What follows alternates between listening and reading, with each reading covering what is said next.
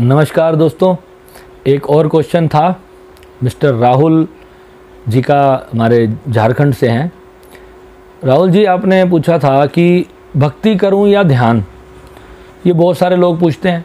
मैं माँ दुर्गा का भक्त हूं और मैं माँ की साधना नहीं छोड़ सकता। मैं माँ का मंत्र जाप करता हूं, सप्तशती दुर्गा सप्तशती की मैं रोज़ साधना करता हूं और मैं इसको छोड़ नहीं सकता। अब मैं ध्यान कैसे करूं? पहले तो दोस्त मैं आपको बता दूं, दुर्गा सप्तशती का जो पाठ आप करते हो वो खुद अपने आप में एक ध्यान ही है। वो कोई पाठ नहीं है, वो कोई पूजा नहीं है, वो ध्यान है। वो आपकी चेतना को ऊपर उठाने के लिए एक बहुत बड़ी साधना है। जब आप उसके मंत्र, जो बीज मंत्र हैं, जब आप उन बीज मंत्रों का जाप करते हो तो आपकी कुंडलनी पे उसकी चोट पड़ती है। वो एक इतनी गहरी मंत्र हैं और इतने पावरफुल मंत्र हैं। पहली बात, बिना गुरु दीक्षा लिए आपको वो साधना करनी नहीं चाहिए।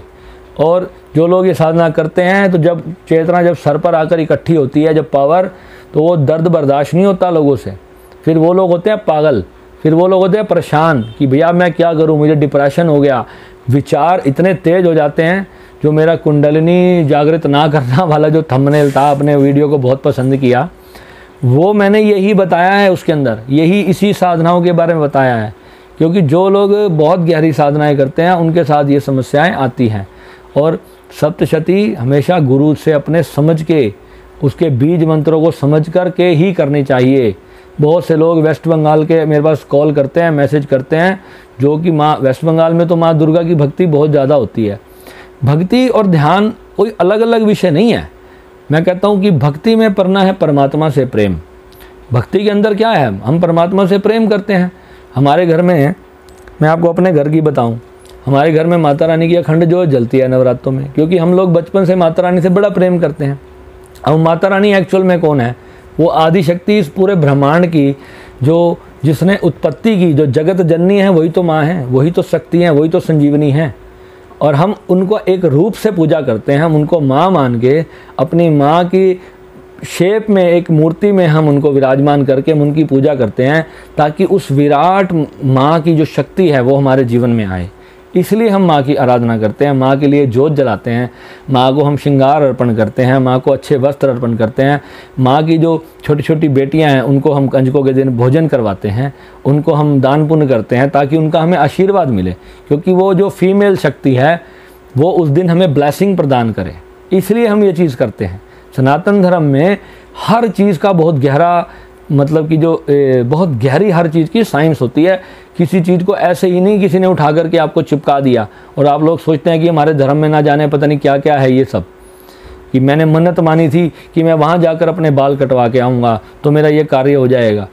और इसका मजाक उड़ाया उस बेवकूफ़ इंसान ने, जो 3 इडियट मूवी के अंदर आया था।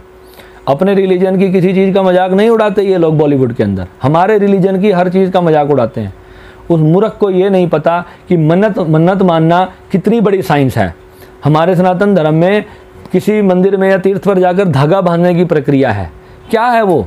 कि हम धागा बांध कर आ जाते हैं और फिर पता चलता है 2 साल बाद हमारा वो कार्य हो गया।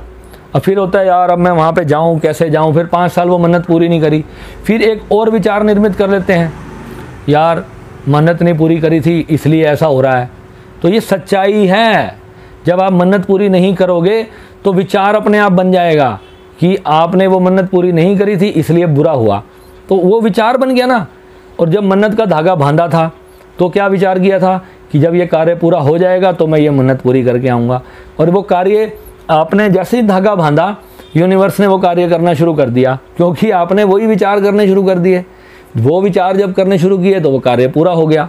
अब पूरा हुआ, कईयों का नहीं भी होता। मैं ये नहीं कहता कि सभी का पूरा हो जाता है, क्योंकि कईयों की जो शक्ति ही इतनी नहीं होती कि उसके ऊपर पॉजिटिविटी इतनी नहीं ला पाते कि वो कार्य पूरा हो जाए। अगर मान लो हो भी जाए तो फिर ये धारणा ले आते हैं कि अब मुझे ये मन्नत पूरी करनी है, और नहीं करी तो दुख आ रहा है। तो ये आपके अंदर ही सारा कुछ छुपा है दोस्त, बाहर कुछ नहीं है। ये सारे जो विज्ञान था हमारे ऋषि मुनियों का, वो लोग कहीं लिख के जाते और आपके पास पढ़ने का समय ना होता तो आप कुछ ना करते। इसलिए ये इतना कुछ वो आपके लिए बना करके गए। मैं तो हर चीज़ सनातन धर्म की उगाड़ उगाड़ के निकालता हूँ, उसको साइंस के साथ जोड़ करके देखता हूँ कि इसमें विज्ञान है या नहीं। ये पूरा आडंबर तो नहीं है। आपने सोचा होगा कहीं पर कि किसी ने बोल दिया कि वहाँ पर असम में एक काली माता का मंदिर है, गुवाहाटी के अंदर कामाख्या जी, वहाँ पर जो है जानवरों की बलि दी जाती है कि माँ मेरा ये कार्य पूरा हो जाए तो मैं इस बकरे की बलि दूंगा।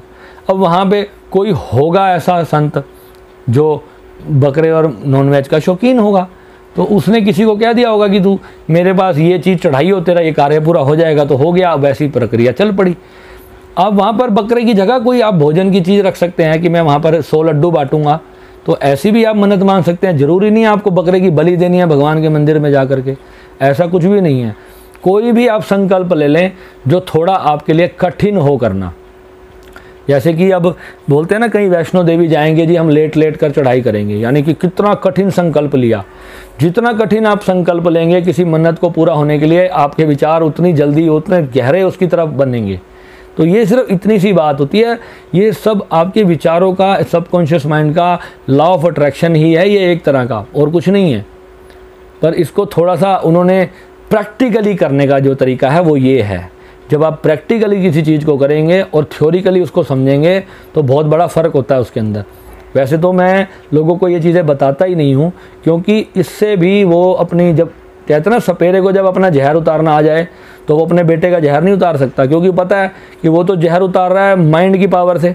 अब उसके बेटा भी जानता है कि हमारे पास कोई विद्या नहीं है तो उसके बेटे को अगर सांप काट जाए तो मर जाता है, सपेरे का अपना ही बेटा मर जाता है। पता है आपको ये बात? तो कहने का मतलब सिर्फ यही है दोस्तों कि सारी चीज़ साइंस है और कुछ नहीं है। अध्यात्म इज़ टोटली अ साइंस, और हमने उसको बहुत कुछ बनाया, वो ज़रूरत के अनुसार बनाया, ताकि छोटे छोटे जो बच्चे हैं, लोग हैं जिनको समझ नहीं है, वो उस बात को अपनाएं, उन पर अमल करें और नेचर के साथ एक होकर अपने जीवन को जिएं।